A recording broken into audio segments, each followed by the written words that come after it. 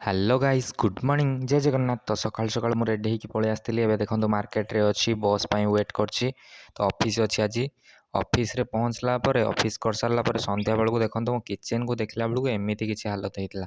ଟିକେ କଫି କରିବା ପାଇଁ ଆସିଥିଲି, ଦେଖିଲା ବେଳକୁ ଏମିତି କିଛି। ତ କଫି ପାଇଁ ଏବେ କ୍ଷୀର ବସାଇ ନେଇଛି, କଫି କରିକି ପିଇବା, ତାପରେ ବହୁତ ସାରା କାମ କିଚେନ୍ଟାକୁ ବି ସଫା କରିବା। ଏବେ କଫି ମୋର କ୍ଷୀରଟା ପୁରା ପରଫେକ୍ଟଲି ରେଡ଼ି ହେଇଯାଇଛି, କଫିରେ ପକାଇବା।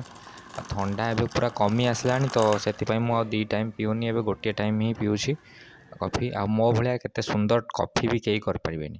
ତ ମୋତେ ତ ଲାଗେ ମୁଁ ବହୁତ ଭଲ କଫି କରେ। ତାପରେ ଆଜି ଗୋଟେ ଏକ୍ସପେରିମେଣ୍ଟ କରିବାର ଅଛି। ଦେଖନ୍ତୁ ମୁଁ ଗୋଟେ କଳା କଲର୍ ଅନଲାଇନ୍ରୁ ମଗାଇଥିଲି, କାହିଁକିନା ମୋ ହୁଡ଼ିର କଲର୍ଟା ଟିକେ ଫେଡ଼୍ ହେଇଯାଇଥିଲା। ତ ସେଇଟାକୁ ଏବେ କରୁଛି ପାଣିରେ ଗରମ କରିକି, ଆଉ ଏଇଟାର ବୁଡ଼େଇକି ରଖିବାର ଅଛି କିଛି ଟାଇମ୍। ଦେଖନ୍ତୁ ଧୋଇ ସାରିଲା ପରେ କେମିତି ହେଇଯାଇଥିଲା ଆମ ବାଥରୁମ୍ଟା, ଟୋଟାଲ୍ କଳା ହିଁ କଳା।